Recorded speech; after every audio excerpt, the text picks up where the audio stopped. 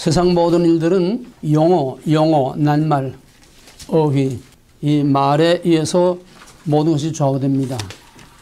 꼭 같은 단어, 꼭 같은 용어도 누가 어떤 목적으로 어떻게 사용하느냐, 다시 말하면은 그 말의 내용과 그릇에 무엇을 담아서 쓰느냐, 그것이 거기에 따라서 전혀 의미와 뜻이 달라집니다.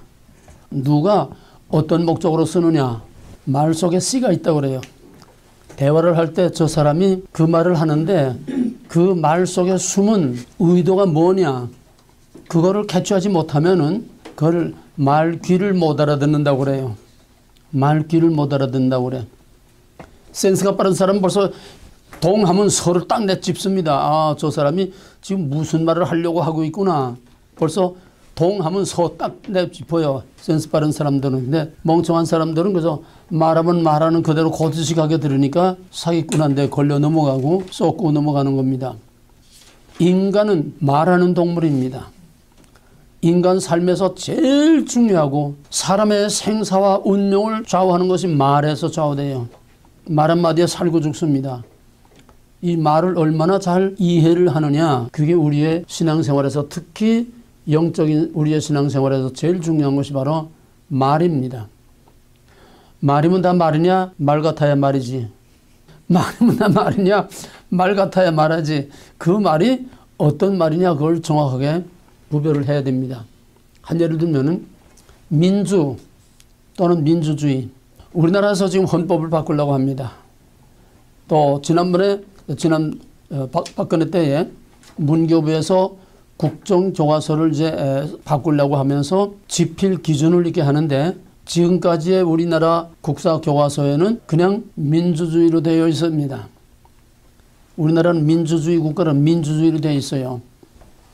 그런데 거기다가 자유자를 붙여서 자유민주주의라고 하라고 문교부에서 국사교과서 지필 기준을 그렇게 하니까 난리가 났어요. 그 자유자 하나가 들어가는데 난리가 났어요. 교과서, 국정교과서, 역사교과서 지필자들이 난리가 일어난 거예요. 왜?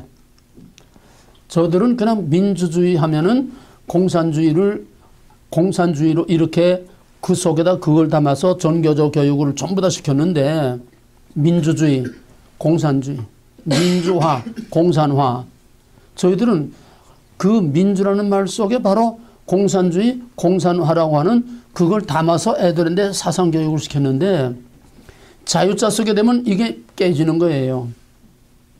자유민주주의 하면은 나만의 시장경제체제의 이 민주주의, 자본주의, 이거를 말하는 건데, 자유자 빼버리면은 저희들은 민주주의라는 말을 공산주의라고 사상교육을 이렇게 하고 있는 거예요. 이렇게 말이 어려운 겁니다. 민주, 그 한마디 속에 바로 무엇을 담아 쓰느냐, 그 용어, 그 낱말 속에 누가 어떤 의도로 그 속에 어떤 개념, 어떤 내용을 그 속에 담아놨느냐. 말은 껍데기예요. 그 말 속에 말이 무슨 의미에 어떤 의미를 거기다 넣었느냐. 이것이 모든 학문의 근본입니다. 그러니까 자연과학이 아닌 모든 언어를 중심으로 하는 인문과학, 역사라든지 사회라든지 또 철학이나 신학이나 모든 문학이나 예술, 말과 언어로 하는 모든 학문들은 전부 다 말장난이에요. 철학이란 말장난입니다. 같은 용어, 같은 낱말을 가지고 이렇게 해석하고 저렇게 해석하고 그때 따라서 그 내용을 속에다가 다른 의미를 담아서 사용하면 거기서 사상이 자꾸 다른 사상으로 바뀌는 거예요. 이것이 역사의 변화에 나오면서 모든 철학의 변천사가 바로 여기서 오는 거고, 신학도 그래요. 신학도 하나님, 우리는 그냥 단순하게 하나님이죠? 아니에요. 글자는 하나님인데, 말은 하나님인데, 그 속에 담겨있는 하나님은 천태만상의 하나님이 그 속에 담겨져 있습니다. 사용하는 사람이 어떤 하나님을 생각하고 어떤 하나님을 거기에 담아 쓰느냐, 이것들을 분별하지 못하면은 우리는 정말 신라의 달밤이에요. 우리는 동서남북도 모른다는 얘기예요. 만물이 마지막에 가까웠으니 그러므로 정신을 차리고 깨어서 근신하라고 했어요. 정신 바짝 차리지 않으면은 지금 사탄은 말장난 가지고 교회, 신앙, 성경, 진리 다 들어지고 뭐 사회, 사상, 이념 전부 말장난 가지고 세상을 다 뒤엎어놓고 있어요. 이 말을 똑바로 구별 못하면은 우리는 쥐도새도 모르게 어디로 가는지도 모르게 그냥 끌려가고 마는 겁니다. 우리 신학 또 성경 우리 신앙생활에서 더 말할 것 없이 말 한마디에 살고 죽는 하는 그것이 여기에 담겨 있는 겁니다. 그만큼 용어가 중요한 겁니다. 지금 내가 우선 본론에 들어가기 전에 말하려고 하는 거는 특히 이제 새로 시작하는 분들을 위해서 내가 얘기인데 우리 두란노가 이 강의가 상당히 어렵습니다. 여러분이 들을 때는 알 것 같으면서도 사실은 그 의미가 첫째는 용어가 어려워요. 왜? 신학적인 전문 용어들을 쓰기 때문에 교회 설교와는 다릅니다. 교회 설교는 생활언어로 쓰지만은 여기는 학문적인 전문 용어를 많이 쓰기 때문에 또 왜? 10마디, 20마디 할 거를 한 단어 속에 딱 묶은 그런 전문 용어를 사용하니까 이것이 익숙해질 때까지는 최소한 2년 이상 걸려야 그 용어의 개념이 어느 정도 희미하게 이제 들어오기 시작합니다. 그만큼 용어를 이해하는 데에 상당한 시간이 많이 걸릴 만큼 용어를 이해하는 게 상당히 어렵습니다. 그래서 강의 듣는 게 상당히 어렵습니다. 그 다음에는 말은 한국말인데 그 말의 의미를 캐치하는 게 상당히 어려워요. 말 자체가 어려워요. 왜? 이거는 전문적인 신학적인 표현이기 때문에 그만큼 말이 어렵습니다. 설교는 그냥 느낌으로 그냥 들으면 돼요. 설교 이해 못할 말은 거의 없어요. 다 여러분의 생활 설교를 하기 때문에. 그러나 여기는 가장 핵심적인 그런 본질들을 얘기하기 때문에 그만큼 낱말이 어렵고 또 말 자체가 이해하기가 어렵습니다. 왜냐하면은 여기는 성경 공부하는 데가 아니고 여러분이 일반적으로 교회에서 생각하는 그런 성경 공부 아니고 여기서는 성경의 원리, 즉 계시자이신 하나님이 이 성경을 주실 때에 어떤 의도와 목적을 가지고 여기다가 무슨 의미를 여기다가 담아 놓았냐. 사람의 시각에서 보는 성경이 아니고 사람이 해석하는 성경이 아니고 계시자이신 하나님의 관점에서 하나님의 그 눈으로 성경을 보는 이 훈련을 하는 의식을 바꾸는 겁니다. 사람이 성경을 보는 게 아니라 하나님 성경을 주신 하나님의 그 눈과 하나님의 관심과 하나님의 그 생각으로 그 성경을 본다는 거예요. 이거 완전히 판을 바꾸는 겁니다. 이게 제일 어려운 거예요. 뭐냐? 의식을 바꾸는 거예요. 의식을 바꾸는 거예요. 학생들이 입시 공부에 그냥 정신없이 매달리다가 대학에 딱 들어가면 허탈해져요. 공황을 느낍니다. 공황. 너무 입시에만 그냥 집중해서 매달려서 그냥 정신없다가 일단 대학에 딱 들어가게 되면 할 일이 없어지고 허탈해지고 공황 상태가 옵니다. 이것을 이용해서 소위 동아리들이 서로 잡아가지고 저희 동아리 활동을 하면 여기에 들어가는 것이 종북 좌파 주사파 세력들이 지금 임종석이가 바로 그거예요. 주동 역할을 한 사람인데 그건 동아리 딱 잡아가지고 세뇌시키면은요 꼼짝없이 거기에 다 그냥 그 사상에 세뇌가 되고 의식이 바뀌어. 의식이 바뀌어. 그러니까 이게 한번 판이 완전히 바뀌어 놓게 되면은 세상 없는 말도 먹히질 않습니다.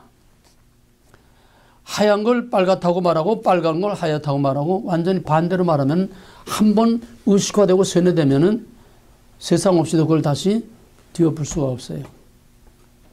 마귀는 내가 정치 얘기를 하는 게 아니라 사탄은 우리의 생각을 사탄적으로 생각하게 자꾸 만듭니다. 쉽게 말하면 세상적으로 자꾸 생각하게 만들어요. 모든 일들을.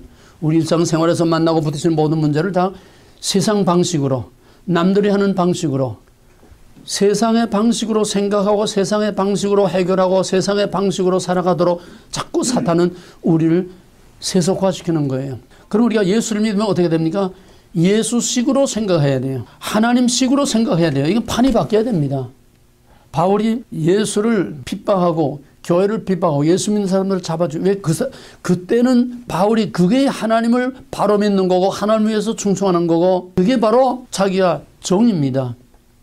저 예수자에는 거짓말이요 이단이요 하나님을 뭐 둘이다 셋이다 말하는 예수님은 삼일체 말하지는 않았지만 하여튼 내가 하나님이다 뭐 이 별 미친놈 같은 소리 하는 저걸 믿는 놈들은 저놈은 더 유대 전통적인 율법과 이 모든 걸 다 파괴하는 저건 우리 민족의 적이요. 그래서 저놈은 죽여야 된다. 예수 믿는 자는 죽여야 된다. 그래서 정입니다. 이거로 딱 정리가 되어 있어요. 그런데 다메섹으로 가던 도중에서 예수를 딱 만나니까 뭐가 바뀌었어요? 판이 바뀐 거예요. 이거 예수 믿는 거예요.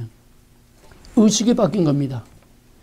바울의 생각, 사람의 생각으로 봤던 율법, 사람의 생각으로 본 하나님이 아니라 이제는 하나님의 생각으로 보는 인간, 하나님의 생각으로 보는 율법.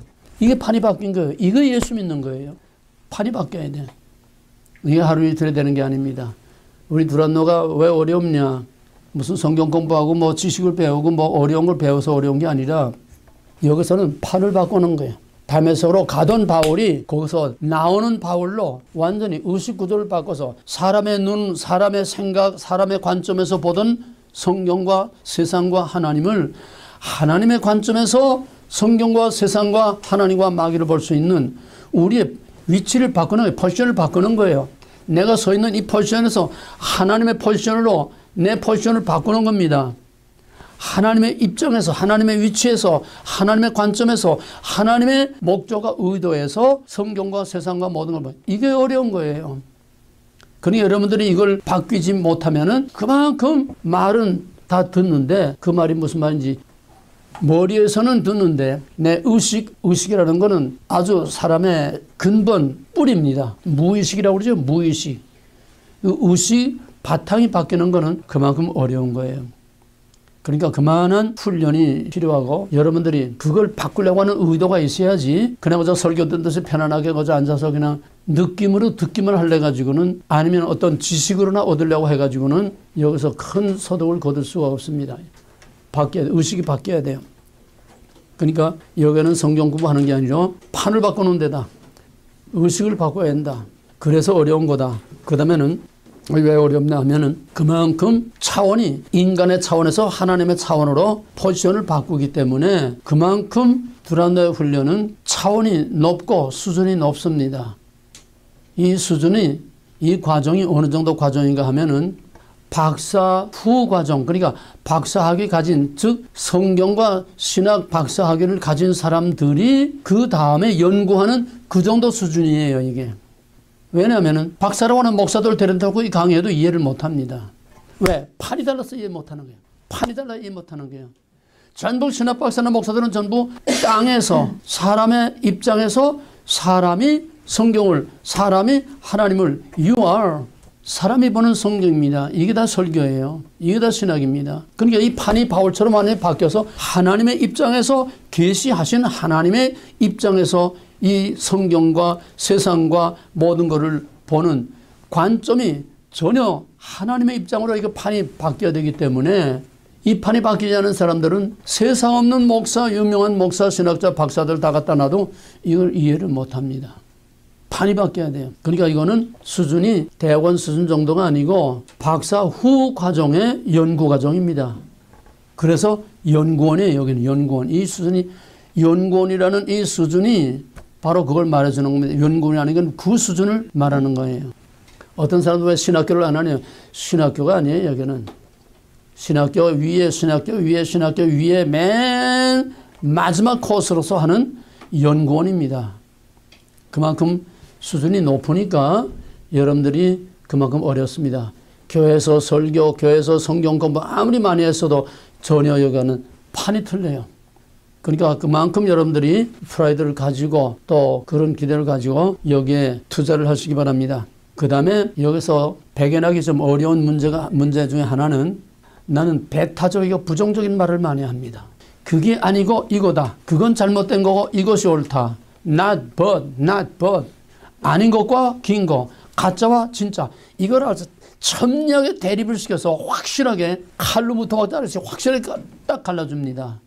그러니까 not이라는 말을 자꾸 많이 할 수밖에 없어요. 왜 not이라는 말을 많이 하느냐. 맨 처음에 두란노 일기하기 전에 1년 동안 아주 특수 과정이 있었습니다.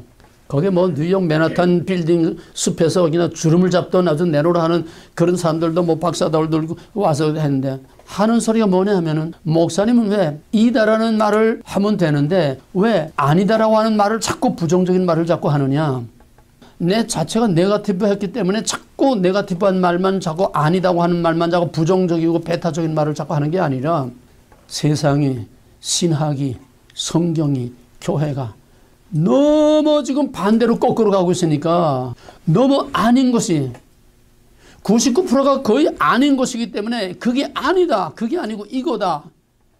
진짜를 말하려니까 가짜를 말해야 돼요. 여러분 예언서를 보세요. 어떤 예언서든지 선자들이 외친 맨 일성 처음 말하는 건 전부 아니답니다. 뭡니까? 심판을 선언하는 거예요. 그게 아니다는 거예요. 너희는 그렇게 하면 심판을 받는다는 거예요.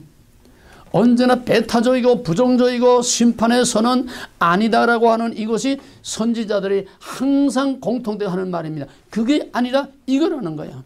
그리고 하지 말고 일로 하라는 거예요. 그걸 따르지 말고 이걸 따르라는 거예요. not but. 이게 성경의 원리입니다. 처음부터 성경은 not but에서부터 시작하는 거예요. 그래서 not을 but으로 만드는 거예요. 아닌 거를 긴 거로, 가짜를 진짜로, 거짓을 진실로.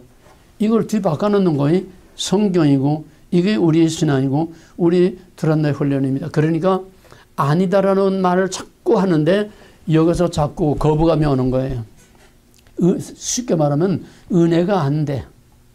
이다라는 말로 자꾸 해야 되는데 자꾸 부정적인 말을 하니까 은혜가 안 돼요.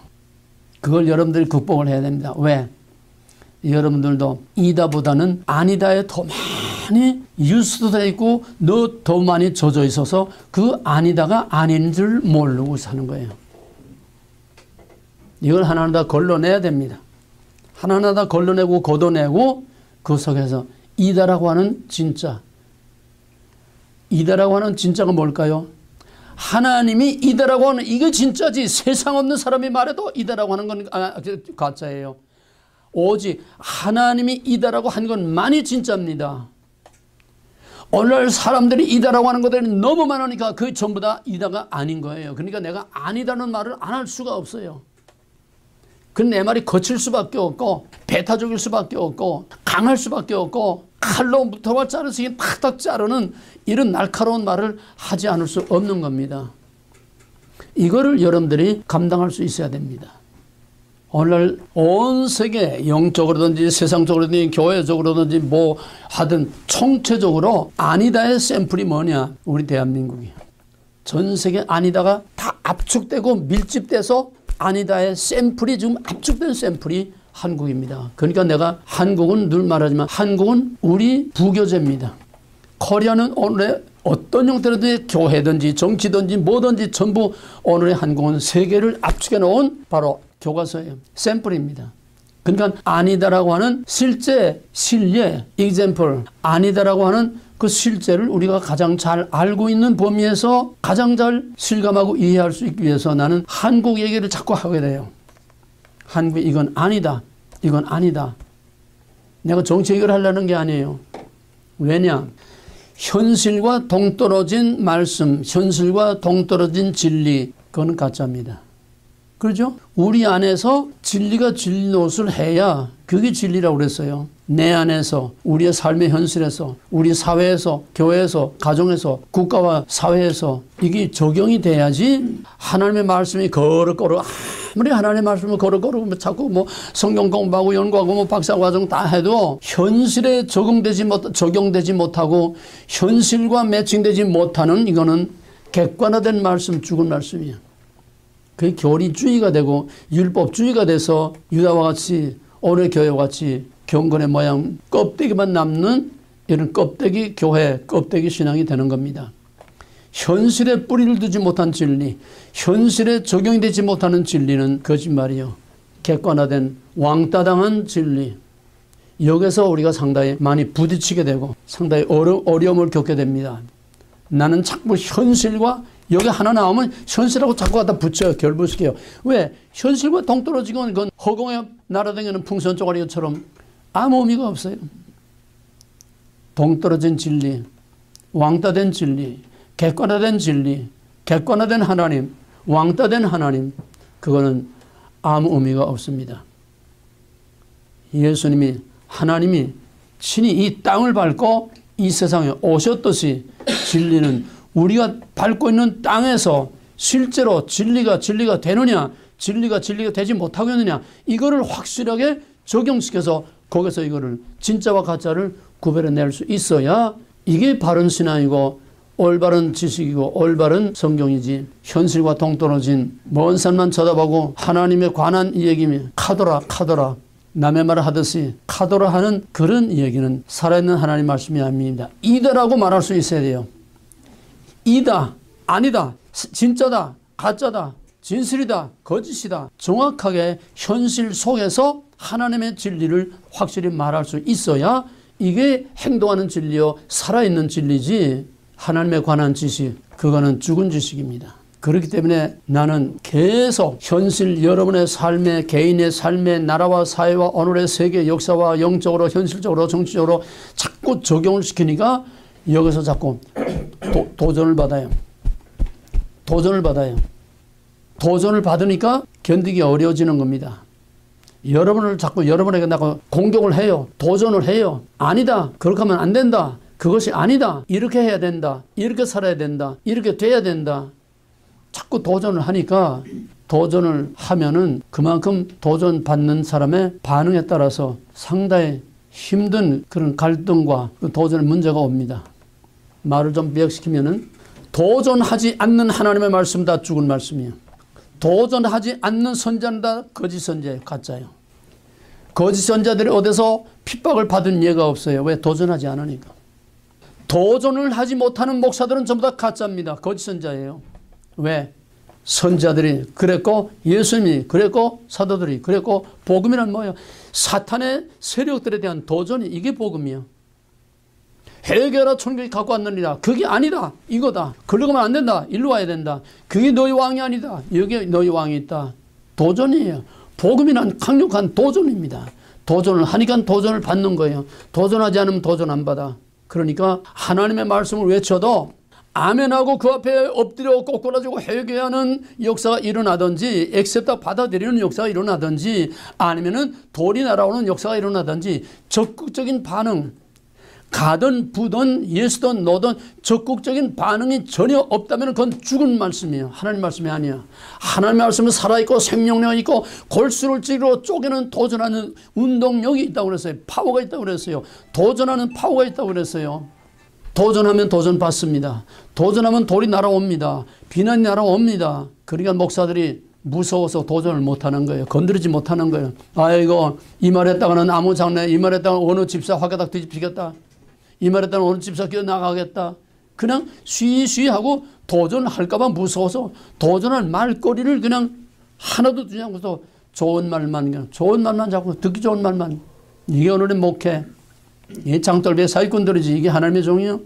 하나님의 종은 듣든지 아니 듣든지 하나님이 하시기를 원하는 말씀을 그 사람들이 받아들이든지 받아들이지 않든지 정말 그 영혼을 살리기 위해서 목숨을 걸고 그 영혼을 위해서 화살을 쏴야 돼. 말씀에 화살을 쏴야 돼. 하나님의 권위로 도전을 해야 돼. 도전하지 못하는 거는 전부 다 죽은 거짓 선자예요. 가짜들이에요. 근데 여러분들은 교회 도전 받으러 가는 게 아니라 도전을 안 받으러 가는 거예요. 웰빙, 어떻게 하면 편안하게 듣기 좋은 소리, 편안한 소리, 해피한 소리. 가짜입니다. 도전하지 못하는, 도전하지 않는, 도전이 없는 진리와 말씀은 그거는 전부 다 쓰레기요, 가짜요. 좀 더 심하게 말하면 사기. 하나님의 이름을 빙자한 사기를 치는 겁니다.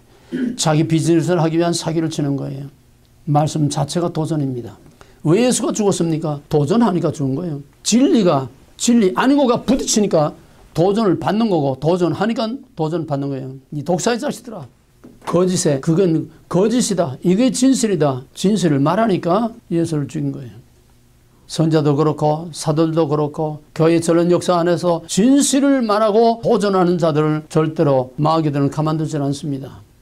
그러니까 도전하고 도전받고 이것이 하나님의 종들이 가는 길이고 우리는 다 스타일이 다르고 방법이 다르고 자기 하는 삶의 모든 현장이 다르죠. 시츄에이션이 다르지만은 나름대로 우리는 다 도전하며 살아야 돼. 마귀의 세력과 가짜와 위선과 거짓에 도전하면서 살아야 돼. 남을 비판하고 비난만 하라는 말이 아니라 진실을 가지고 어두운 밤을 밝히려는 거예요. 어둠의 세력, 어둠의 권세를 횃불을 들고 그 어둠을 가르고 나가라는 거예요. 이게 도전이야. 거짓과 위선과 불의가 팔을 치는 속에 정의의 횃불을 들고 과감하게 나가라는 거예요. 도전하지 못하는 것은 도전받을까 봐 무서워서 대세와 영합하고 군중에 영합해서 일신상의 자기 안일과 평화를 추구하고 자기 이득을 취하려고 하는 전형적인 거짓 선자들이 군중과 영합해서 해야 할 말을 하지 않고 저들이 듣기를 원하는 말을 하는 겁니다. 말 나온 김에 이건 적어놓으세요. 하나님이 보낸 참 종은 진짜와 가짜입니다. 하나님이 보낸 진짜 하나님이 보내심을 받은 참종은 첫째, 말할 수 없는 상황에서 둘째로 듣기를 원치 않는 사람들에게 듣기를 원치 않는 말을 하는 것이 이 진짜 하나님의 보내심을 받은 진짜 종이에요. 진짜 하나님 말씀을 전하는 종입니다. 말할 수 없는 상황에서 듣기를 원치 않는 사람들에게 듣기를 원치 않는 말을 하는 거, 이게 진짜 하나님의 보내심을 받은 종이요 진짜 하나님의 말씀입니다. 그럼 이거를 그대로 반대로 뒤집어 보세요. 그러면은 가짜는 말할 수 있는 상황에서 말하기 좋은 상황에서 듣기를 원하는 사람들에게 듣기 좋은 말을 하는 거, 듣기를 원하는 말을 해주는 거, 이게 교회예요. 아니면 우리가 해봐요. 여러분들이 왜 이 교회 왔다 저 교회 왔다 합니까? 자기가 듣기를 원하는 말을 들으려고 하니까 이 교회 왔다 저 교회 왔다 하는 거 아니에요? 뭐 그거 하나는 아니지만은 또 어떤 경우에는 듣기를 원하는 말을 들을 수 없으니까 영적으로 귀가라고 갈급해서 그러기도 하고, 그건 좋은 돈 나쁜 돈 다 있습니다. 오늘 목사들은 자기 비즈니스에 조금이라도 손해가 가지 않으려고, 한 사람이라도 떨어지지 않게 하려고 무서워서 도전을 못해요. 해야 할 말이라는 건 하나님이 하기를 원하는 말씀 말하는 거예요. 그래서 not but이라고는 이것 때문에 두란노를 끝까지 배견하지 못하고 튕겨나가는 사람들이 많습니다. 자꾸 네거티브하게 도전하니까 자꾸 편하게 말하면 은혜가 되지 못하고, 왜? 자꾸 도전을 받으니까 그게 감당하기 어려워서 결국 튕겨나가는 거예요. 이 도전을 받아내기 위해서는 맷집이 좋아져야 돼. 맷집을 길러야 돼. 맷집. 먼저 얘기해서요. 그 다음에는 여기는 지식에 전달하는 데가 아니라 이미 말했듯이 판을 바꾸는 거다. 뭐냐 하면 나는 여러분에게 지식을 전달하는 교수도 아니고 학자도 아니고 목사도 아니고 이래라 저래라 하는 도덕적인 교훈을 하는 사람도 아니고, 나는 여러분의 영혼 하나하나에 내가 목숨을 거는 겁니다. 여러분의 영혼 하나에 목숨을 거는 거예요. 그것 때문에 내가 이 목이 다 나가도록 이렇게 외치는 겁니다. 신학교나 대학 교수들은 그냥 자기 할 말하고 뛰고 나가서 마지막 시험 치고 점수만 내주면 자기 할 일 하는 거예요. 듣든지 안 듣든지 이게 장사꾼 아니에요? 내가 여기 목숨을 걸고 왜 싫다는 소리를 해가고 왜 미움을 받아가면서 여기서 이런 힘든 얘기를 하느냐. 여러분, 영혼 하나하나를 치유하고 싸매고 고치고 죽은 영혼을 살려서 정말 펄펄 뛰는 폭포를 뛰어 올라가는 세이몬과 같이 그런 펄펄 살아 뛰는 여러분의 강력한 영혼으로 길러내기 위해서, 여러분의 영혼을 살려내기 위해서 내가 여기에 목숨을 거는 거예요. 여기는 지식을 전달하는 데가 아닙니다. 그러니까 여러분도 사느냐 죽느냐 하는 여기다가 목숨을 걸어야 돼. 나와 함께 사느냐 죽느냐 하는 목숨을 여기다 걸고 해야지, 그냥 구경꾼처럼 교회 뒤에 앉아서 팔짱 끼고서 설교하는 교회 관광객 같은 그런 식으로 편안하게 분위기만 즐기는 그런 분위기 관광객이 되면 안 돼. 여기에 생사를 걸어야 됩니다. 내가 여기서 정말 사느냐 죽느냐, 더비오나 더비, 네디더케이션, 사느냐 죽느냐 그것이 문제로다. 하나님이 원하는 사람이 되느냐, 더비 되느냐, 이게 중요한 거지. 믿음이란 하나님에 관한 지식을 하는 not to know, 어떤 도덕적인 선회하고 봉사하고 구제하고 선교하고 뭐하고 하고 not to do. 믿음이란 하나님이 원하는 사람이 되는 거예요. 하나님이 원하는 사람이 되는 거예요. to be, become, 하나님이 원하는 사람이 되는 게 믿음이지. 이게 우리의 목적. 이게 하나님이 우리에게 두신 목적. 내가 하나님을 이용해서 내가 위로받고 내가 어떤 카타르시스, 정화작용, 하나님을 통해서 교회 가서 기분이 좀 전환하고 이게 아니에요. 기독교는 종교가 아닙니다. 기독교는 판을 깨고 기존의 내 판을 깨고 하나님이 부어주시는 새로운 판으로 리프레시 되고 리크레이션 되고 여기서 정말 재창조되는 번역하는 이게 복음이요. 하나님이 원하는 사람으로 바울처럼 판이 바뀌고 하나님이 원하는 사람으로 새로운 생명으로 태어나는 것이 이게 바로 복음이에요. 이게 하나님이 원하는 거예요. 이게 하나님 말씀이에요. 그 다음에는 일단 여러분이 등록하고 여기 오면은 선생과 학생의 관계가 아니고 함께 살고 함께 죽는 한 몸으로서 한 그리스도의 피를 나는 형제요, 내 자식이요, 내 자식입니다. 그러니까 나는 여러분들을 학생 취급하기면 내 자식 취급을 하는 거예요. 그러니까 이제부터는 뭐 여기선 더더구나 뭐 무슨 집사 권사 이런 건 아예 애당초 여기선 절대 사용하지 않습니다. 성 다 떼버리고 그냥 이름만 불러요. 이름 남님아 어색하지? 응? 영선아 요즘 군화에 어디 가서 영선아 누가 불러 자기 친구나 엄마 아니면은 왜 그러냐? 여러분과 나와는 갭이 없는 한 피를 나누는 이런 릴레이션십이 이루어져야 되는 거예요. 어떤 격식, 체면, 어떤 그런 위선 이런 거 가지고 갭을 두면 안 돼. 함께 살고 함께 주는 한 피 받은 피부치 같이 내가 그렇게 사랑을 쏟아 붓습니다. 때로는 야단도 치고 이게 다 여러분을 내 생명을 다 바쳐서 여러분을 죽도록 사랑하기 때문에는 다 사랑하기 때문에 거칠고 야단치고 구박하고 전부 이렇게 나오는 다 사랑 때문인 줄 아시기 바랍니다. 그 다음에 지난번에 등록한 세 사람 내가 전화번호 올리고 카톡에 떠서 이제 원드라이브 우리 강의한 거 원드라이브에 올린 거를 링크를 이제 웹사이트를 보내줬는데 한 사람밖에 응답이 없어요. 카톡을 안 본다는 얘기야. 카톡을 안 한다는 얘기야. 우리의 커뮤니케이션의 도구는 카톡입니다. 왜? 일주일에 한 번 만나는 게 아니에요. 일주일 내내 우리는 서로 교류하고 교감 가지고 또 내가 강의한 거를 원드라이브에 올려놓고 여러분한테 내가 카톡으로 사이트를 보내줘요. 웹사이트를 보내줘요. 이메일도 보냈지만 이메일은 뭐게 자주 안 보잖아. 카톡은 항상 이제 스마트폰을 가지고 다니니까. 그러면은 언제 어디서나 거기에 웹사이트를 클릭하면은 바로 쉽게 강의실로 들어갑니다. 여기에 강의한 파일들 거기에다 떠요. 5개가 지금 떠 있어요. 그럼 거기에서 그거를 클릭해서 자기 스마트폰에다가 다운을 받아놔야 돼. 거기서 직접 들으려면 안 돼요. 그 와이어러스 될 때밖에 안 나오고 또 와이어러스 안 되는 데는 인터넷 그 비용이 나갈 수가 있어요. 그러니까 자기 원드라이브에 거기서 다운 받아서 자기 스마트폰에 그걸 세이브해 놓게 되면은 언제 어디서든 항상 들을 수가 있어. 이걸 활용하지 않고는 들어도 공부 못 합니다. 여기 강의 한 번만 들어가지고는 절대로 안 돼요. 일주일 내내 들어야 돼요. 외울 거 외워야 되고 또 자꾸 들어서 이거를 유스도 해야 됩니다. 분위기에서 또 그 모든 말의 흐름 속에서 이해가 되더는데 자꾸 들어서 자꾸 익숙하게 해야 돼요. 익숙하게. 내가 이 강의 한 번 하기 위해서도 이렇게 공부를 합니다. 이렇게 공부를 하고 또 내가 지금 9기니까 10기니까 이제 10번째 하는 거 아니에요? 꼭 같은 강의 10번 하는 거 아니에요 지금?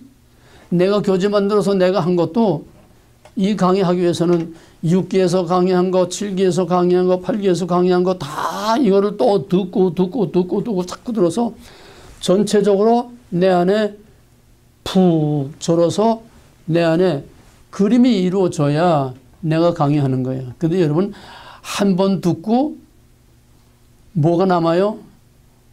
한 번 듣고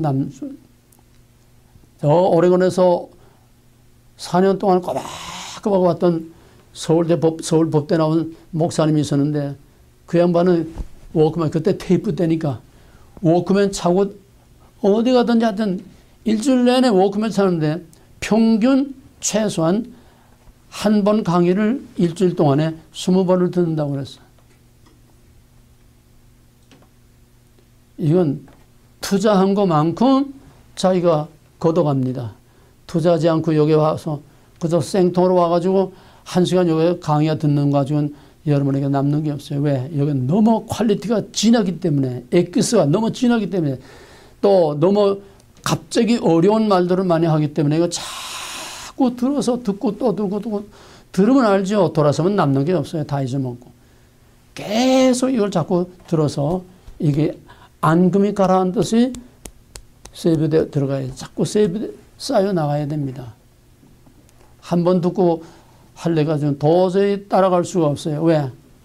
시간마다 아주 헤비급 정말 중량급 중요한 것들이 그냥 계속 쌓여 나가는데 이걸 그때그때 충분히 이해하고 소화시켜서 쌓아 올라가지 않고는 날마다 새 것이 나오는데 시간마다 새 것이 나오는데 그걸 감당할 수 없어요.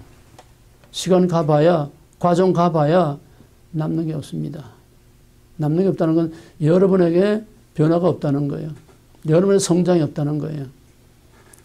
그러니까 부지런히 듣고 또 카톡으로 항상 나하고 커뮤니케이션을 할 수 있도록 나와의 인간관계를 맺으라는 얘기예요. 인간관계. 그 다음에 4년이라는 것이 부담스러워서 엄두도 못 낸 사람이 있는데 사기생 중에 그런 사람이 있어요. 맨 처음 오리엔테이션하고 이게 이제 4년 걸린다 하니까 야 이게야 정말 한번 해볼 만한 거다. 뭔 소리인지 알겠어요? 4년을 해야 한다니까 이게야말로 한번 해볼 만한 거다 이거예요. 4년 한다니까 겁이 나서 아이고 나는 못하겠는데 떨어져 나가는 사람이 있는가 하면은 4년을 한다니까 여기선 정말 이거 하나 하면 뭔가 뿌리가 빠지겠구나. 꽃 같은 것도 어떻게 생각하고 받아들이냐에 따라서 이런 차이가 나는 거예요. 4년 하기 때문에 한번 도전해 볼 만하다. 그만한 가치가 있다. 이거 하고 일회성 그냥 반짝하고 몇 마디 하고 넘어가는 세미나 이게 아니라 이건 근본적으로 뭔가 한번 판을 바꾸는 그런 충분한 가치가 있다 해서 그래서 드란노를 했다는 사람이 있어요. 또 이것 때문에 겁이 나서 드란노를 못하고 떨어져 나간 사람도 오리엔테이션 처음 과정에 그런 사람들 수도 없이 많고 한번 도전해 보기 바랍니다. 카이로스. 여러분은 이미 카이로스에 꼬리를 잡았어요. 카이로스 꼬리를 잡아서 이제는 그 카이로스가 계속 시간마다 새로운 카이로스라고 하는 엄청난 하나님의 은혜를 여기서 낚아채야 됩니다. 그리고 이 과정이 다 끝나고 원하는 사람들은 신학과정 한 코로 하면은 이거 전부 다 신학교 학점으로 다 올라갈 수, 신학교 학점으로 트랜스퍼가 됩니다. 그럼 이걸 다 신학교 댕긴 거로 성적표를 그대로 다 받아주고 그 다음에 추가로 몇 과목 더 이제 추가하면은 드란노를 졸업한 것으로 신학교 졸업장을 줍니다. 그건 내가 주는 게 아니에요. 신학교에서 주는 거죠. 그러니까 한번 꼭 신학교가 목표가 아니더라도 여러분들이 정말 마지막까지 끝까지 꼬리내서 승리하시기를 바랍니다. 자, 그럼 오늘은 성경 중에 제일 중요한 거, 오늘 오리엔테이션 서론이 너무 길어져서 좀 안 됐지만은 오늘 시간 가는 데까지 하고 이건 어차피 다음 시간 다음 주제까지 연결이 돼야 됩니다. 아까 이제 맨 처음에 영어가 중요한 말을 조금 했는데 그 중에서 오늘 다룰 제목은 구속과 구원. 구속과 구원 어떻게 다르냐. 예, 이걸 구멍을 양쪽으로 보게 뚫렸어요.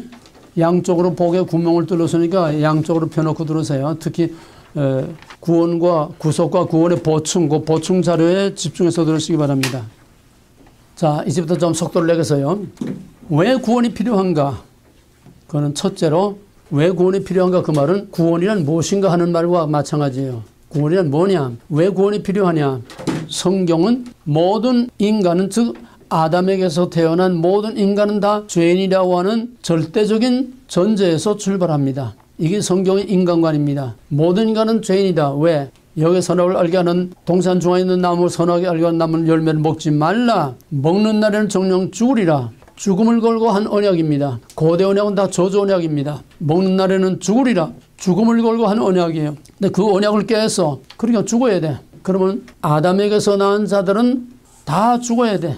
그러면 하나님이 창조해놓고 전부 다 죽이기만 하면 인간 창조가 헛된 것이 되고 하나님 날마다 인간을 만들고 죽이고 그 다음에는 모든 아담의 후손들은 다 죄인이라는 겁니다. 왜? 범죄한 아담의 후손은 자동적으로 다 죄인이 됩니다. 죄의 삭은 사망이라 먹는 날은 정령 죽으리라. 그 죄를 지음으로 모든 사람에게 죽음이었으니 로마서 5장 12절 한 사람의 범죄로 모든 사람에게 죄가 미치고 모든 사람이 죄인 되었으므로 모든 사람에게 죽음이 이르렀다. 한 사람의 원리입니다. 성경은 한 사람의 원리, 이걸 대표성의 원리라고 합니다. 오늘 중요한 용어들이 많이 나옵니다. 거기 까만 고딕으로 한 거 특별히 여러분들이 그걸 깊이 새겨야 됩니다. 앞으로 계속 사용하는 중요한 용어니까. 대표성의 원리. 즉 아담이 죄인이므로 아담은 우리의 대표입니다. 그러므로 아담의 모든 후손은 다 아담을 따라서 죄인으로 태어납니다. 자기가 선을 행하고 안 하고 상관없이 자기의 행위와 상관없이 아담의 후손은 다 죄인으로 태어납니다. 아담이라는 말은 무슨 말이냐? people, 사람이란 말이에요. 아담이라는 말은 두 가지입니다. 하나는 그때 하나밖에 없으니까 그 개인의 고유명사, 개인의 이름이에요. 맨 처음 창조된 그 남자의 이름이 아담입니다. 동시에 그 아담이라는 말은 아담에게서 태어날 모든 사람을 총칭하는 집합명사입니다. 집합명사. 개. 그러면 지금 여기 살아는 그 개만 아니라 앞으로 그 개가 개에게서 태어날 모든 것도 다 개예요. 개에게서 나온 건 개입니다. 소에서 나온 건 소입니다. 뱀이 나온 건 뱀입니다. 아담에서 나온 건 아담이에요. 죄인에게서 나온 건 죄인입니다. 이게 죄가 모든 사람에게 아담의 원죄가 모든 사람에게 전가되는 죄의 전가라고 해요. 원죄의 전가라고 하는 겁니다. 이게 일반적으로 이해하기 어려운 거예요. 내가 무슨 죄를 졌길래 내가 죄인이라고 그래. 교회가 맨날 죄인 하고 있으면 보도 전도하는 사람들 이제 처음 전도하게 되면 당신 죄인입니다. 지옥 갑니다. 예수 믿어야 지옥 가지 않습니다. 아니 내가 무슨 죄를 졌길래 날더러 죄인이라고 그래. 이거는 원죄를 말하는 겁니다. 내 행위와 상관없이 우리 조상 아담이 죄를 지었기 때문에 우리는 날 때부터 죄인으로 태어나는 거예요. 죄 삭은 사망이다. 정령 죽으리라. 바로 그 죄를 지은 아담의 후손은 본인과 자의와 상관없이 타의로 아담으로 태어나는 겁니다. 여러분들은 다 아담이에요. 왜? 아담이란 사람이란 뜻이죠. 사람이란 말이라고 그랬죠. 우린 다 아담입니다. 우린 다 죄인이에요. 우린 다 죽을 죄를 짊어지고 태어나는 거예요. 왜? 뱀에게서 나온 건 뱀이고 죄인에게서 나온 건 죄인이에요. 아담에게서 나온 건 아담이에요. 죄인에게서 나온 건 죄인이에요. 죽을 죄를 지은 아담의 후손들은 죽을 죄를 짊어지고 태어나는 거예요. 본의 의사. 이걸 원죄라고 하는 겁니다. 내 행위와 상관없는 원죄. 우리는 원죄를 다 짊어지고 태어나. 이것이 죄의 전가. 원죄는 모든 사람에게 자기의 의사와 상관없이 모든 사람에게 죄가 미친다는 겁니다. 자, 그러면은 왜 구원이 필요한가? 모든 사람 다 죄인이고 정령 죽으리라. 죄의 값은 사망이고 그 죄로 말미암아 영원히 죽을 수밖에 없기 때문에 죽을 죄인으로 태어나기 때문에 우리는 그 죽을 죄를 위해서 우리는 죄를 속해서 죽지 않기 위해서 구원을 받아야 돼요. 구원을 받아야 영원한 죄에서 영원한 사망에서 죽지 않는 겁니다. 여기서 산다 죽는다 하는 거는 우리 육신의 삶과 죽음을 말하는 게 아니고 영적인 삶과 죽음을 말하는 겁니다. 영적인 삶. 하나님이 아담에게 정령 죽으리라 먹었어. 그렇다고 아담을 그 자리에서 죽인 게 아니에요. 아담이 동산에서 쫓겨나가고서 그 후에도 930년을 살았어. 그럼 아담은 뭐냐? 그 아담의 하나님으로부터 쫓겨날 때 벌써 영적으로는 죽은 겁니다. 영적으로 하나님으로부터 단절됐기 때문에 영적으로는 죽은 거예요. 그는 죽은 인생을 꿈틀거리면서 930년 사는 거예요. 우리는 못해서 태어날 때부터 벌써 영적으로 죽음을 안고 태어나는 거예요. 육신은 꿈틀거리고 살고 있지만은 우리는 살아봤댔자 우리는 죽은 생명이야. 뭐와 같아 하면 하나님으로부터 단절된, 우리는 전부 하나님에서 쫓겨난 아담의 후손입니다. 예? 우리는 하나님 쫓겨나서 하나님 밖에서 태어났어요. 하나님 밖에서 죽은 운명으로 태어났어요. 왜? 아담이 하나님께 쫓겨났으니까. 우리 에덴 동산에서 태어난 게 아니에요. 쫓겨나고 나서 태어난 거니까 우리는 이미 추방당한 인간으로 태어나는 거예요. 하나님으로부터 단절된, 하나님으로부터 동떨어진 영적으로 죽은 상태에서 태어나는 거예요. 이 영적인 죽음을 말하는 겁니다, 지금. 그러니까 영적으로 죽으면은 우리의 육신도 영원히 죽을 수밖에 없고 우리 영원히 하나님과 격리된 지옥에서 살 수밖에 없어요. 그러므로 죄와 사망 때문에 우리는 여기서 구원을 받아야 돼. 그러면은 구원을 받는다는 게 뭐냐? 첫째로 좁은 의미의 구원이 있습니다. 이제 구원이라는 영어에 지금 집중하는 거예요. 구원이라는 첫째로 좁은 의미의 구원. 좁은 의미의 구원은 뭐냐? 그걸 영적인 구원인데 저부님의 구원은 영적으로 구원받는 걸 말하는 거예요. 그거를 우리는 구속이라고 말하는 겁니다. 구속. 우리가 아담의 후손으로 본인의 의사와 상관없이 우리가 다 원죄를 안고 태어나서 죽을 운명을 가지고 태어났는데 이 문제를 어떻게 해결하느냐. 고대 언약 다 저주 언약이에요. 먹는다는 정령 죽으리라. 생명은 생명으로 죽음은 죽음으로. 창세기 9장 5절 6절에서 너는 모든 짐승을 피째 먹지 말라. 피는 생명이다. 그 다음에 뭐라고 했냐면 만일 사람이나 짐승이 사람을 죽이면은 반드시 그 피값을 찾겠다. 죽음의 값을 찾겠다는 거예요. 죽음에는 죽음으로 대가를 치러야 되고 피는 피로 생명은 생명으로 대가를 치러야 된다는 거예요. 이게 하나님의 준엄한 법입니다. 먹지 말라 정령 죽으리라. 여기서부터 시작된 하나님의 율법의 뿌리요. 하나님의 준엄한 이 율법은 바로 피는 피로 생명은 생명으로 죽음은 죽음으로 저주는 저주로 갚아야 그게 용서가 되는 거지 죄값을 갚지 않고는 용서받을 길이 없어요. 그렇다면은 우린 다 죄인인데 다 죽여야 되잖아.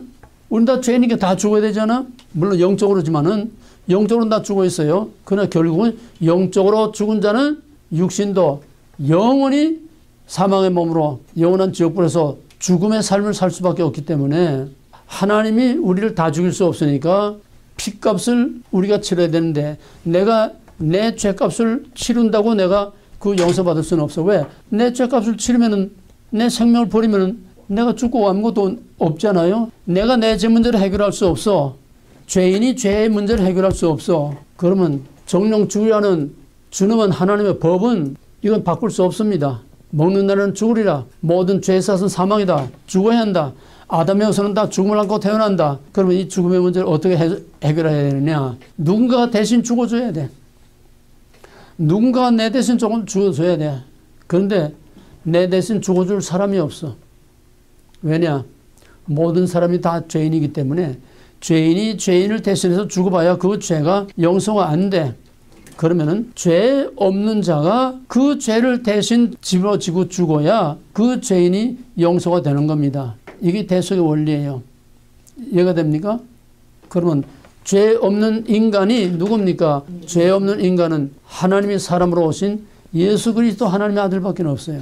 그러니까 예수를 믿지 않고는 구원받을 수 없다고 하는 것은 예수님이 우리 죄를 대신해서 우리 죽음을 대신해서 죽었고 우리가 받을 저주를 대신 받고 십자가에서 매달려서 저주의 죽음을 했기 때문에 우리는 우리의 죽음의 값을 예수님이 대신 치러줬어. 그래서 우리는 그 예수를 믿음으로 예수와 함께 죽은 곳으로 간주가 되는 겁니다. 이해가 되겠어요? 예수를 믿음으로 예수가 내 대신 죽음으로써 내가 그를 믿는다는 것은 예수 안에서 내가 영적으로 예수와 함께 죽은 것으로 하나님이 간주해서 우리 죄값을 치른 거야 되는 거예요.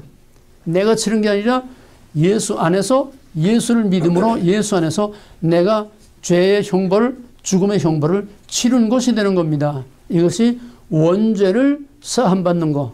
이거를 우리가 흔히 구원이라고 하는데 이 구원은 영적인 구원이지 육체 구원을 말하는 게 아니에요. 우리는 아직 육체 구원 못 받았어요.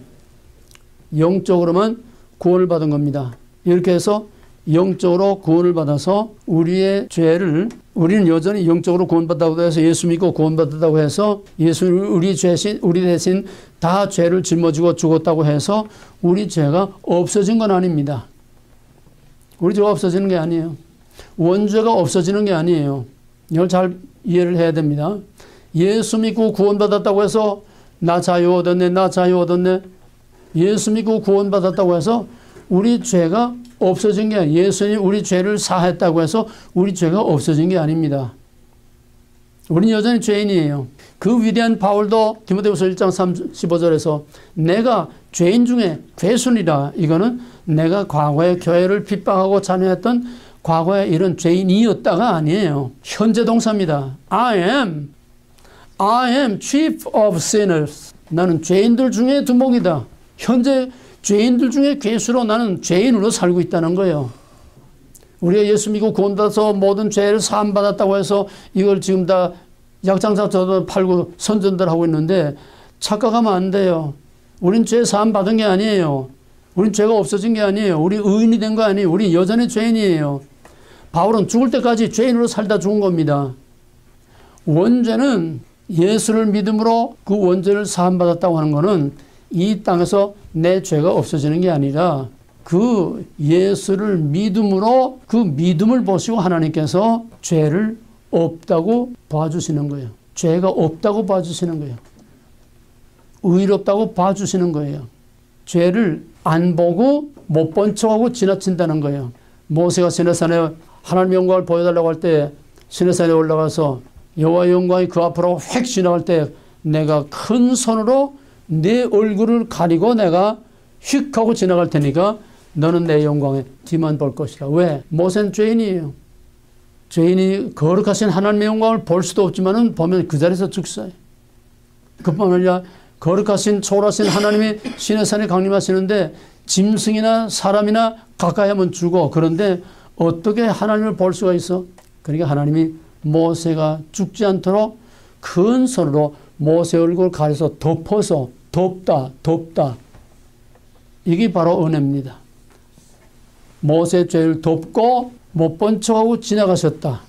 죄를 못 본 척하고 지나가셨다. 그거를 간과라고 합니다. 간과.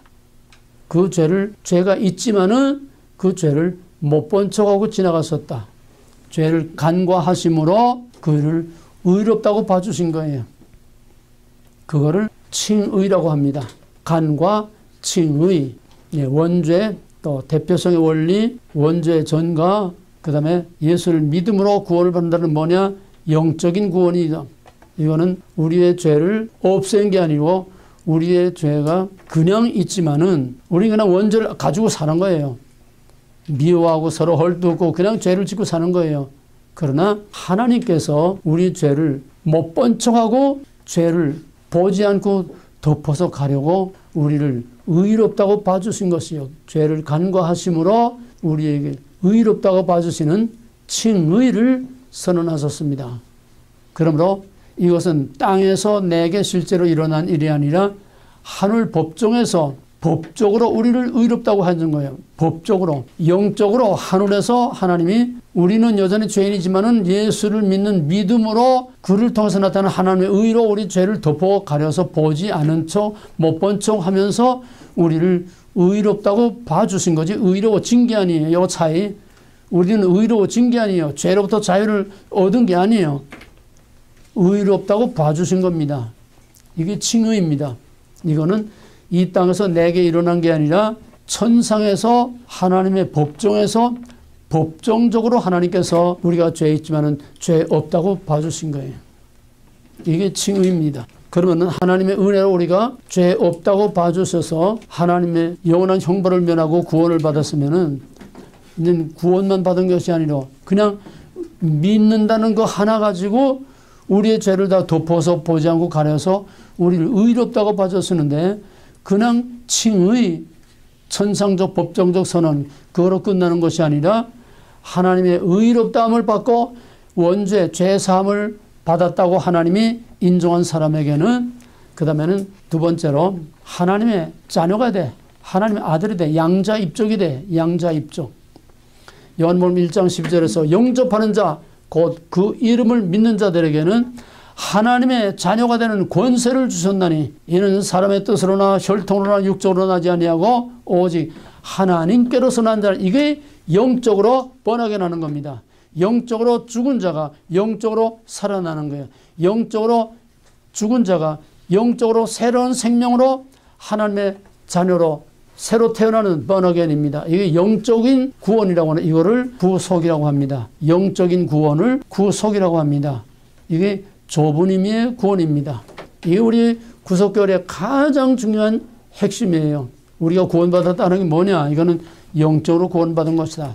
그건 우리는 여전히 아담의 원죄를 가지고 살고 있지만은 우리 죄를 대신해서 우리 대신 죽으신 예수를 믿음으로 우리가 영적으로 하나님께서 의롭다고 봐주시고 우리 죄를 못 본 척하고 의롭다고 봐주신 것이다. 그뿐만 아니라 그 칭의의 선언을 받은 자에게는 자동적으로 하나님의 자녀가 되는 양자 입적이 되는 거예요. 그래서 우리는 예수를 믿음으로 영적으로 구원받았을 뿐만 아니라 예수를 믿음으로 영적으로 하나님의 자녀가 되는 겁니다. 그럼 우리는 그렇다고 해서 의로워진 게 아니기 때문에 여전히 죄를 지면서 살고 있어요. 여전히 마귀가 한통속이 돼가지고 그냥 헐뜯고 들고 싸우고 그냥 부딪히고 그냥 불평 원망하고 계속 죄를 지면서 살고 있어요. 왜? 우리가 의로워진 게 아니기 때문에. 하나님이 예수를 믿는 믿음 하나 보시고 우리를 의롭다고 천상적 법정적으로만 의롭다고 봐준 거지 우리가 의로워진 게 아니기 때문에 우리는 훗날까지 그냥 죄를 지면서 살고 있는 거예요. 그러나 우리가 하나님의 아들이라고 하는 아들, 딸이라고 하는 하나님의 자녀로 우리의 신분이 하나님께 속한 하늘에 속한 하나님의 아들, 딸로 신분이 바뀌었으면 거기에 걸맞는 책임 있는 삶을 살아야 돼. 거기에 걸맞는 책임이 따른다는 거예요. 책임. 거기에 걸맞는 책임이라는 거는 세상과 마귀와 죄로부터 스스로 구별되는 거룩한 삶을 살아야 된다. 이거를 성화라고 합니다. 성화. 따라서 영적으로 예수를 믿음으로 영적으로 구원을 받고 하나님의 자녀가 된 자들은 당연히 그 신분에 걸맞도록 세상 사람들로부터 죄로부터 구별되는 삶을 살아야 돼. 성화의 삶을 살아야 된다는 거예요. 예수 믿고 구원받은 것을 중생이라고 한다면은 중생한 사람은 거기에 따르는 책임으로서 거룩한 삶을 살아야 된다. 이 미국 시민권 시험 보게 되면은 거기서 뭘 선언하나 하면 가장 중요한 질문이 미국 시민이 되면은 바로 미국 시민의 책임을 다 하겠느냐? 미국 시민의 책임이면 가장 우선하는 것이 납세의 책임입니다. 그 다음에 남자에게만 묻는지 여자에게 묻는지 모르겠어요. 다 묻는지. 미국이 만약에 전쟁이 나거나 미국의 어떤 나라의 침략을 받거나 하면은 미국을 위해서 싸우겠네요. 반드시 물어봅니다. 미국은 병역 의무가 징존죄는 아닙니다만은 미국이 위기를 당하거나 미국이 전쟁이 일어날 때는 바로 미국을 위해서 싸우겠느냐 반드시 묻습니다. 미국 시민이 되면 미국 시민으로서의 책임을 감당하겠느냐 이 말이에요. 근데 우리 한국 사람들은 책임은 뒷전으로 밀어놓고 권리만 요구하는 권리. 이게 한국 사람의 특징이에요. 권리만 요구하고 책임은 싫어. 그러면은 미국에 들어올 때는 그 아들이나 형제나 누가 재정보증을 꼭 씁니다. 재정보증은 이 사람의 경제 생활에 대해서는 내가 책임지겠습니다. 이거예요. 근데 미국 일단 들어오게 되면 그 재정보증은 아무 소용이 없어. 왜? 미국 들어오면 이 나이 든 부모들은 전부 엄청난 돈을 가지고 있으면서 미국에다 집도 사고 다면 아들, 딸 이름으로 다 집도 사고 자동차도 좋은 자동 다 아들, 딸 이름으로 다 하고 자기는 무일푼 아무것도 없는 거 해가지고 SSI를 타먹어요. 세상 사람들이야 그렇다 치지. 이 늙은 목사들이 왜 이 짓을 합니까? 권리라면은 한국 사람들은 악착까지 찾아먹어. 책임이라고 하면 뒤를 쑥 빠져. 책임이 가장 큰 책임 뭐냐? 투표입니다. 그건 투표보다도 권리예요. 당연한 시민의 권리인데 미국의 소수민족 치고 한국 커뮤니티처럼 투표율이 낮은 민족이 없어요. 투표율이 제일 낮아. 자, 권리는 다 찾아먹어. 이 노인들은요. 약값이 보통 평균 잡아서 약값이 한 달에 2,000불 내지 3,000불 약을 타다 먹습니다. 한 달치 소화제 한 병이 900불이에요. 소화제 한 달치가 900불짜리야. 이 약, 저 약 지금 노인들 70대, 80대 되면 보통 7가지, 10가지 약을 먹습니다. 병원에 또 노인들은 한 달에 한 번씩 또 매달 또 가서 또 정기 검진을 해요. 한 번 가면 200불이에요. 그것뿐이에요? 병원에 한 번 들어갔다. 가서 뭐 CT 촬영을 한다. 무슨 MRI 촬영을 한다 하게 되면 몇만 불 붕붕 나가.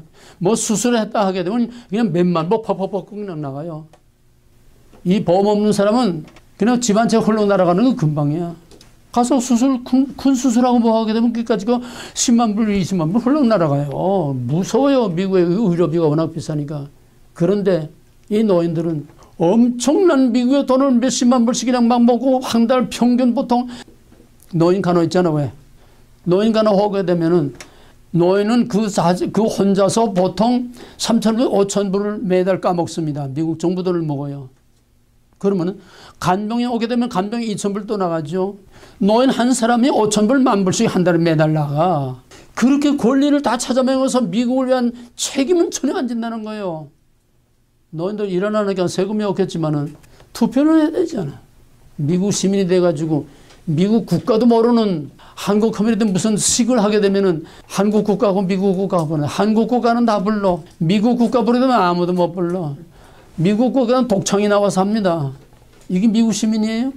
우리 신앙생활은 하나님의 자녀가 되고 우리의 죄사함을 받은 의롭다 인정을 받고 하나님의 자녀가 되면 그러면 하나님의 자녀의 권리만이 아니라 책임이 따라와야 됩니다. 책임 있는 삶을 살아야 됩니다. 근데 우리는 책임을 다 져버리고 그저 복 그냥 권리만 요구하고 있어요. 은혜, 사랑, 그저 자기를 그냥 케어주고 돌보기만 요구하고 있어요. 마지막 한 가지만 더 하고 끝나겠습니다. 그럼 우리가 구원받았다는 건 무슨 구원? 영적 구원. 무슨 구원? 영적 구원. 다 대답하세요. 무슨 구원? 영적 구원. 그건 어디서 일어난 거예요? 천상. 어디서? 천상적 법적. 천상적 법정적 선언입니다. 천상적 법정적 선언은 첫째, 의롭다고 인정해주는 죄를 없다고 봐주시는 칭의. 칭의의 선언이요. 빵빵빵.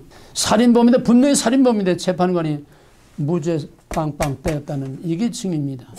그 다음에 칭의의 선언을 받으면은 자동적으로 어떻게 돼? 책임. 하나님의 자식 되는 하나님의 자녀로 입양되는 양자, 하나님의 양자로 승격이 돼. 신분이 승격이 돼. 이건 영적인 보증입니다. 그러나 우리가 구원받았다는 영적인 구원이에요.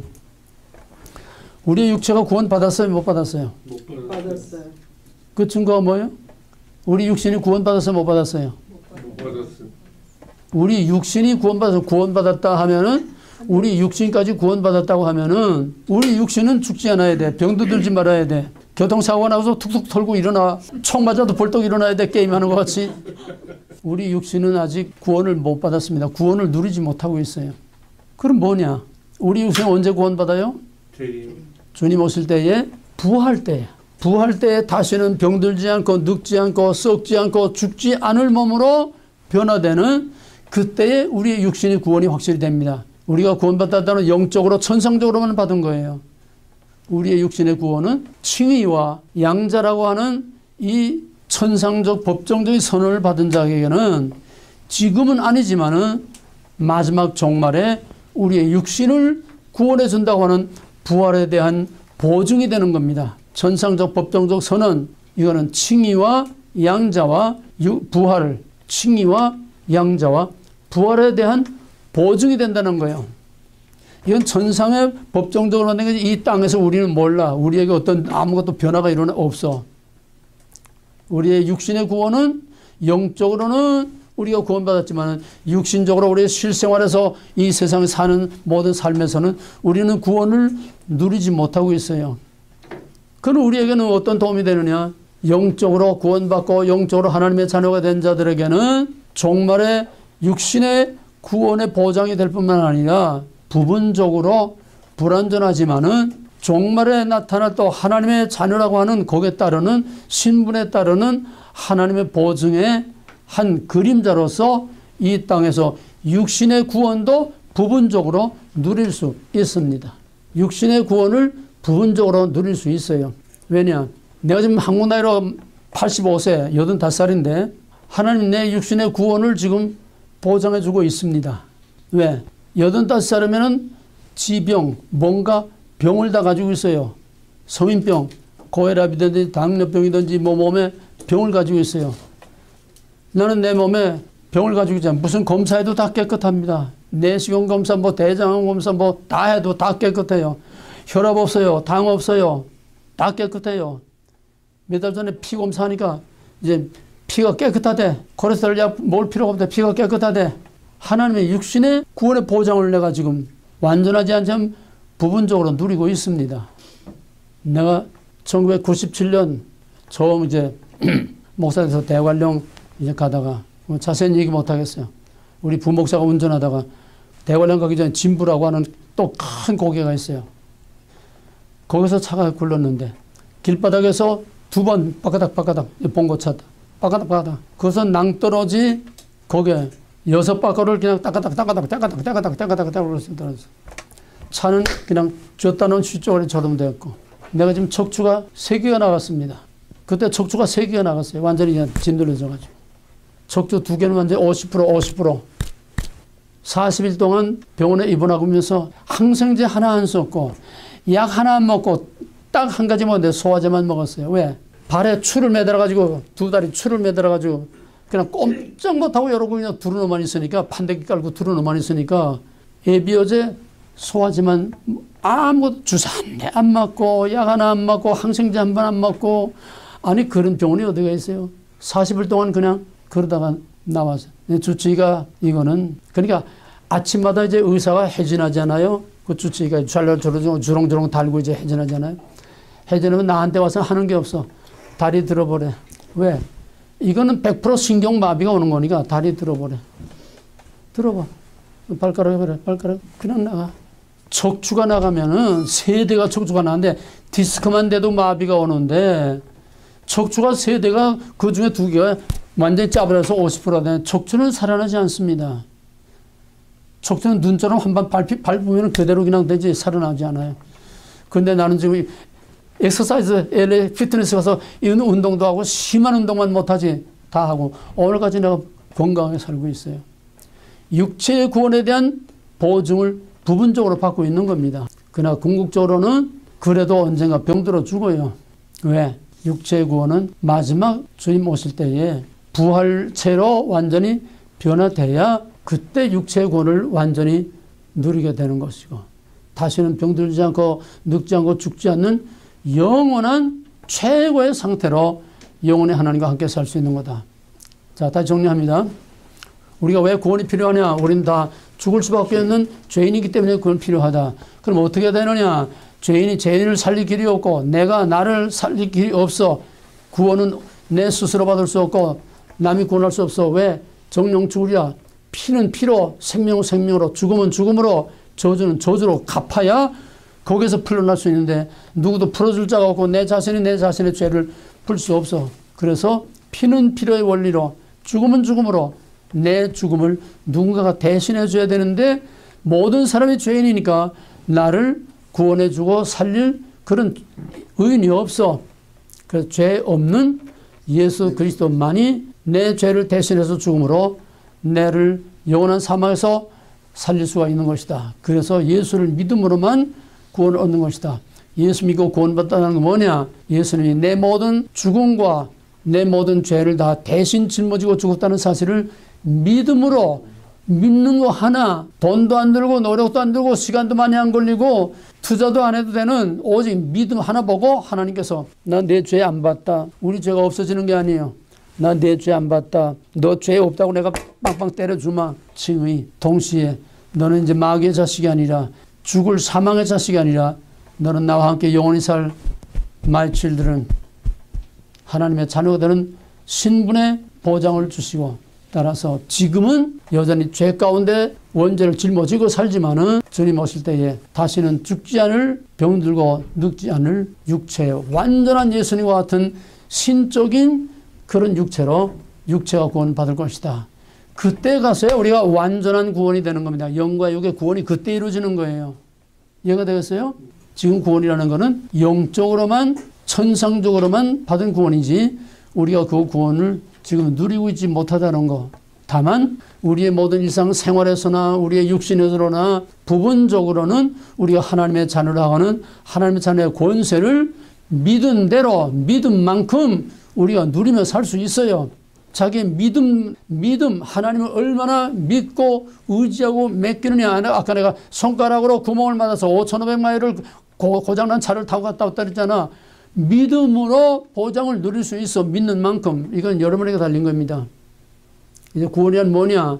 영적인 구원이다. 육체의 구원은 종말에 부활 때 완성되는 것이고 우리의 영적인 구원은 우리에게는 아무 변화가 없어. 우리는 여전히 죄인으로 살고 있어. 그러나 하나님의 자녀가 된 자는 거기에 합당한 거룩한 삶을 살아야 되고 하나님을 나의 왕 나의 하나님으로 전적으로 의지하고 높이고 순종하고 하나님을 기쁘시게 하면은 불완전하지만은 이 땅에서 하나님의 자녀의 권세를 누리고 하나님의 구원의 보장을 누리며 살 수 있다. 이런 실제적인 삶을 사는 것이 진짜 구원받은 하나님의 자녀의 삶을 사는 거예요.